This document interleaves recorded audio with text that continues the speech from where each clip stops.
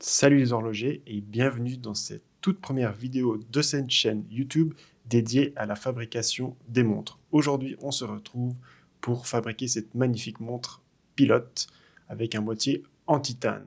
On retrouve ici devant les différents éléments qui vont composer la montre. On va les détailler les uns après les autres. On commence avec ce bracelet en cuir, ici en teinte brune voire noire, avec cette surpiqûre blanche.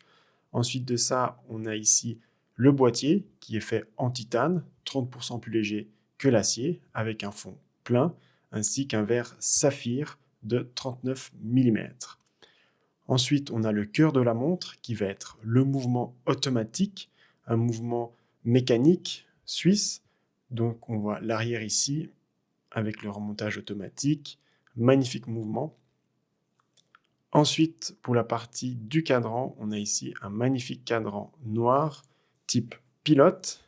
Et enfin, les aiguilles qui vont dresser le cadran, ici des aiguilles blanches. Parlons maintenant du mouvement et commençons le montage de cette montre.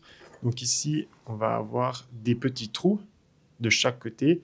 Et c'est là en fait qu'on a les tiges du cadran qui vont venir s'insérer dans le mouvement pour qu'il soit bien fixé à celui-ci. On a également ici des petits crochets qui sont ressortis pour laisser passer les tiges du cadran et ensuite on va venir les refermer pour bien fixer le cadran. Et ça, c'est un avantage du mouvement suisse, c'est que le cadran ensuite il est complètement solidaire du mouvement et ça permet d'éviter tout mouvement.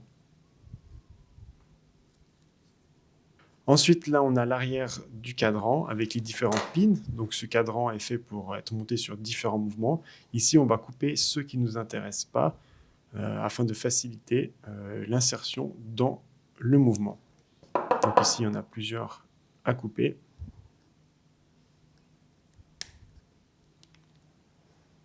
Une fois que c'est fait, on va donner un petit coup de lime sur les restes des tiges afin d'être sûr que ce soit complètement lisse. Et pour finir, on va enlever tous les petits copeaux de métal avec un chiffon pour que ce soit bien propre. On en profite également pour nettoyer un petit peu le cadran. Et ensuite, on va le poser délicatement sur le mouvement. Là, c'est pas toujours évident de trouver les trous pour insérer les tiges du cadran. Ça demande un petit peu d'essai, un petit peu de dextérité. Des fois même, il faut replier un peu les tiges. Mais là, normalement, on arrive sans trop de problèmes. Faites attention quand vous prenez le mouvement dans les mains à ne pas appuyer sur des parties délicates à l'arrière du mouvement. Voilà, là, on voit que c'est bien fixé. Et maintenant, on va devoir refermer les petits crochets. Donc, il y en a deux, là aux endroits où les tiges de cadran sont venues s'insérer dans le mouvement. Donc, on va utiliser un petit tournevis pour simplement repousser les tiges à l'intérieur du mouvement, ce qui va engendrer une friction, ce qui va permettre de coincer le cadran dans le mouvement et de faire qu'une seule pièce.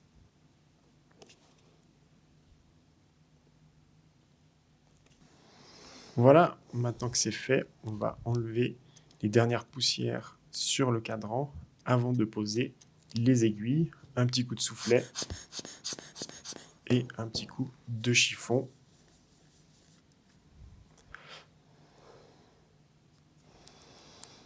On va maintenant passer à une des étapes qui demande le plus de dextérité dans le montage d'une montre, c'est la pose des aiguilles. Donc ici, on a l'aiguille des minutes.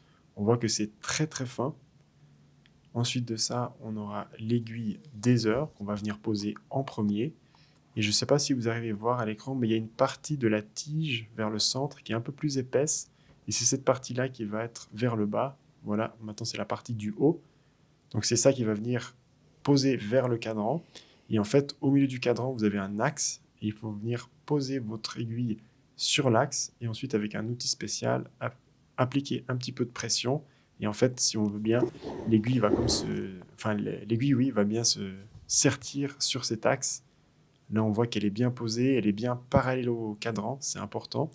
Et ensuite, on va passer en mode réglage de l'heure et on voit que tout est fonctionnel. On va maintenant passer à l'aiguille des minutes. Donc, on remet l'heure à minuit et on va essayer de poser l'aiguille des minutes exactement à minuit pour que les deux soient complètement alignés.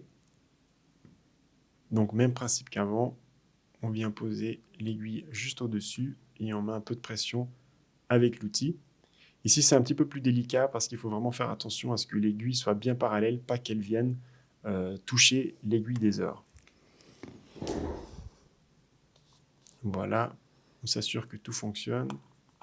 Et là, tout est parfait. On va maintenant pouvoir passer à l'aiguille des secondes. Voilà, on vérifie l'alignement. Tout est bon. Donc l'aiguille des secondes, la difficulté, c'est qu'elle est très très fine, très légère. Donc moi, j'utilise toujours ici ma petite patte pour tenir les aiguilles. C'est beaucoup plus facile. Et là, en fait, il va falloir la mettre au milieu, dans le pignon. Et si vous laissez le mouvement tourner, vous aurez la petite satisfaction qu'une fois que l'aiguille est posée, elle va directement commencer à tourner. Donc là, on voit un petit échec. On recommence, on place bien l'aiguille. Et là, avec l'outil, on va venir mettre un petit peu de pression à nouveau. Et voilà, la trotteuse tourne. On contrôle que tout fonctionne. Donc là, on remonte un peu le mouvement. Et voilà, on passe en mode réglage des heures. Toutes les aiguilles fonctionnent et aucune d'entre elles ne se chevauche. C'est parfait. Donc maintenant, on va revenir sur notre boîtier. On va utiliser cet outil pour le dévisser. Donc là, on va régler la largeur et ensuite, simplement, on va tourner pour dévisser le fond de boîte et avoir accès à l'intérieur du boîtier où l'on va venir mettre notre mouvement.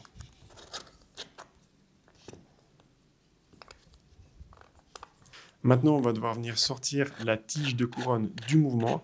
C'est une des opérations les plus délicates, car si vous la faites de la mauvaise manière, vous avez de grandes chances de détruire votre mouvement ou de l'endommager. Donc pour ce faire, on va devoir appuyer sur la petite encoche qui est ici, avec un tournevis de 1 mm, mais surtout, avant de sortir la tige, il va falloir passer en mode réglage des heures. Sinon, vous risquez d'abîmer le mouvement.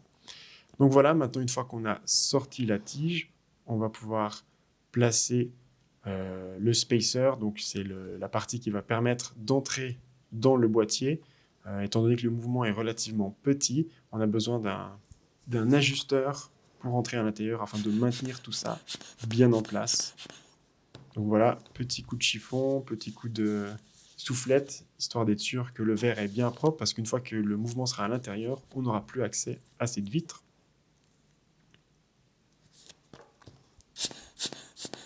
Également sur le cadran. Et là, maintenant, on va passer à l'emboîtage. Ça veut dire qu'on va mettre le mouvement à l'intérieur de notre boîte. Et je ne vous cache pas que c'est un moment très satisfaisant, car c'est là qu'on voit que la montre commence à prendre vie. Donc attention, à chaque fois que vous retournez le mouvement, il faut bien le tenir, parce qu'actuellement, il n'y a rien qui le tient à l'intérieur et il pourrait tomber. Voilà, si besoin, on peut faire quelques ajustements pour aligner le mouvement. C'est parfait. On va maintenant insérer la tige de couronne. Là aussi, opération très très délicate. Il faut vraiment l'insérer très délicatement et surtout faire des petits mouvements gauche-droite en l'insérant. Parce qu'en fait, on a une pièce qui est carrée et si on force, on pourrait détruire l'intérieur du mouvement. Alors en faisant des petits mouvements à droite et à gauche, ça permet que cette pièce carrée rentre plus facilement à l'intérieur. Donc là, on voit que tout est bon. Il y a le cœur du mouvement qui rebat. Et puis maintenant, ce qu'on va faire, c'est que la tige, elle est trop longue par rapport à la couronne qui est à droite. Donc on va venir mesurer la distance entre la couronne et la base du boîtier, donc le pas de vis. Donc là, j'utilise un calibre, on peut très bien utiliser une règle. Et puis on va venir mesurer cette distance et en fait, il va falloir couper ensuite une partie de cette tige avec une pince coupante pour la raccourcir, afin que la couronne soit complètement à fleur de la boîte. Ensuite de ça, on va limer un petit peu la tige suite à la coupe. On va la remettre dans la couronne. Donc là, c'est simplement à visser. Voilà, maintenant on va de nouveau très délicatement insérer la couronne et la tige à l'intérieur du mouvement pour contrôler que tout soit fonctionnel. Donc ici, c'est sur ce boîtier-là, en fait, une fois que la couronne est insérée, il va falloir la visser pour rendre complètement étanche la montre. Et là, a l'air correct. En tout cas, on voit que la couronne est bien à fleur du boîtier. C'est exactement ce qu'on recherche. Donc maintenant, on va pouvoir l'enlever une dernière fois et puis ajouter ce qu'on appelle un frein filet à l'intérieur de la couronne et de la tige. Donc voilà, on contrôle que tout fonctionne au niveau du réglage des heures. C'est parfait. Donc là, on a notre frein filet. Donc on va simplement mettre une petite goutte parce qu'on n'a vraiment pas besoin d'une grande quantité. Et puis ensuite, on va prendre notre tige de couronne. Et là, il faut bien faire attention et ne pas se tromper de côté. Donc prendre la partie où il y a le pas de vis. Voilà, on vient simplement tremper un tout petit peu dans le frein filet. Et ensuite, on va venir enlever l'excédent. Parce que vraiment, j'insiste, on n'a pas besoin d'avoir beaucoup. C'est simplement pour éviter que la couronne elle se dévisse lorsqu'on tourne ou lorsqu'on règle notre montre. Ensuite, on vient insérer à nouveau la couronne sur la tige. Voilà, idéalement, il faudrait laisser sécher quelques minutes avant d'insérer à nouveau. Donc là, c'est la dernière fois que vous allez insérer cette tige à l'intérieur de votre mouvement. Et une fois que c'est fait, on est bien. On va maintenant préparer le joint. Donc, dans chaque montre, vous allez avoir un joint, ce qu'on appelle un O-ring, ici la petite partie noire, qu'on va devoir lubrifier un petit peu pour le rendre étanche. En fait, avec cette lubrification, c'est ça qui va faire qu'il accroche bien à la matière et qui va être bien étanche. Donc là, on le met dans la petite boîte avec la graisse, on fait quelques tours et ensuite, on va venir le déposer à nouveau autour du boîtier. Évitez de le faire tomber sous le mouvement pour mettre de la graisse partout. Et une fois que le joint sera mis en place, je vais vous faire écouter le tic-tac de la montre, car ça, c'est toujours un petit plaisir une fois qu'on arrive à la fin du montage.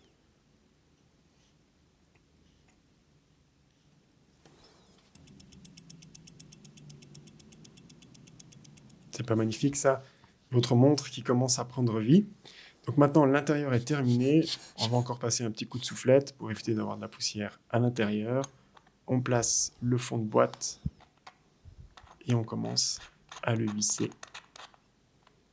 D'abord avec les mains, puis une fois qu'on a une certaine résistance, on va de nouveau utiliser l'outil.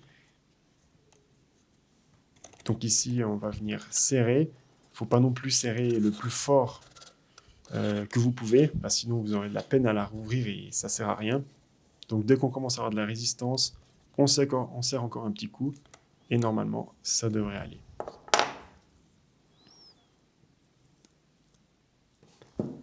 Voilà, donc notre montre est quasiment terminée.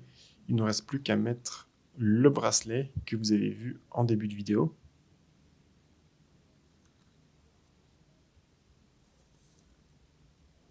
Donc le titane qui est une matière magnifique, un peu mate comme ça. Donc ici on va prendre notre bracelet. Donc avec les bracelets vous allez recevoir cette petite tige qu'on va venir insérer. Et puis si on regarde sur cette tige, on a un petit ressort. Et en fait c'est ça qui nous permet de glisser cette barre à l'intérieur de l'entrecorne de la montre. Donc on vient d'abord l'insérer dans le bracelet. Et ensuite, d'un côté, on vient le mettre dans le trou. Ensuite, l'autre, on le prépare. Et avec l'outil, on vient simplement appuyer sur le ressort. Et ensuite, on pousse pour que ça rentre, en fait, à l'intérieur de la montre. Et là, paf, tout est fixé. On recommence la même opération de l'autre côté de la montre. Voilà, on insère la première partie de la tige. Et ensuite, on vient mettre la deuxième partie. Ça se fait normalement assez facilement une fois que vous avez pris le coup de main. Et voilà, votre montre est maintenant terminée. Donc on a cette magnifique montre style Pilot en titane avec ce magnifique bracelet en cuir et ses surpiqûres blanches. Regardez-moi ce look.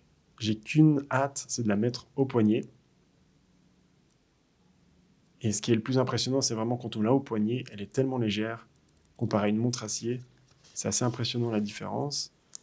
Donc voilà, au début, le cuir est un peu rigide, c'est pour ça que j'ai un peu de la peine à la mettre, mais bon, ça va s'assouplir à force de la porter.